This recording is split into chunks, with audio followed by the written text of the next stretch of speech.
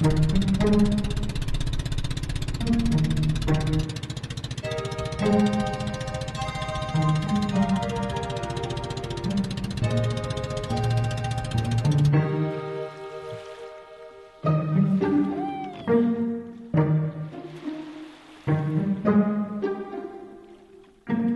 pera may hati din sila. Oo, mayroon din. Pero yung isda, yung ibang isda na uuwi nila pang ulam. Ulam.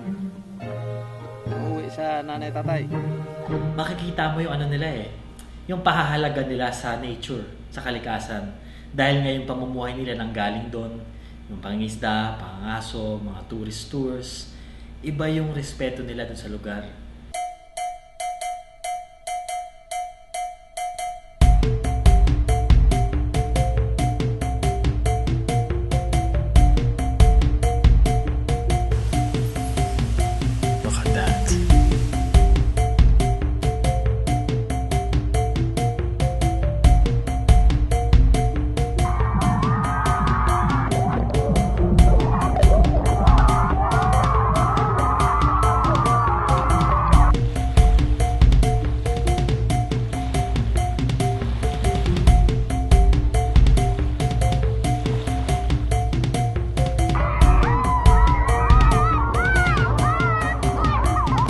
The underlying asset for you to have civilization and security is you have to have a productive environment and a community existing with that environment.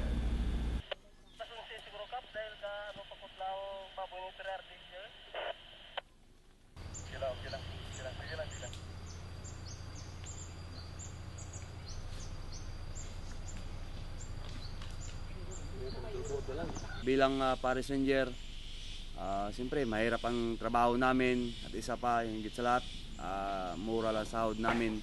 Pero sa almost sa 10 taon na kami na Paris Ranger, kumbaga napamahal na sa amin trabaho at isa pa talagang sa ngayon, dahil nga sa climate change, talagang importante na mapangalagaan natin ang ating kalikasan.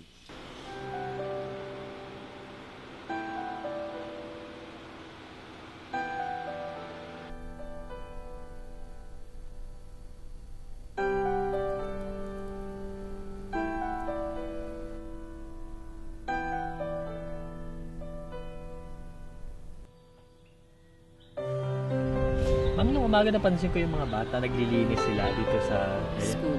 May salitang ginamit na parang bayanihan yung patawag. Ano yung tawag dito? Dagyaw. Dagyaw. Talaga. Bawa, may program, next week, kailangan may dagyaw lahat ng parents, pupunta muna sa school, maglinis. Pati parents? Oo, parents yun, lahat yun. So ano yun, culture dito sa lugar, no? Hindi lang sa eskwela? Oo, yun talaga. Halimbawa, fiesta sa Suba, this Saturday. So, mamaya, I think bukas, may dito, dagyaw dito, paglilinis. Yun.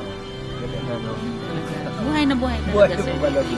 Yung bayanihan na tinatawag, pagtutulungan.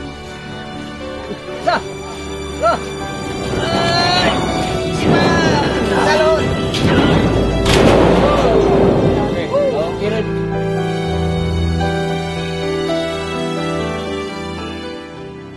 The maintenance of the forest has highest priority. And each tree that you remove from the forest is a criminal act.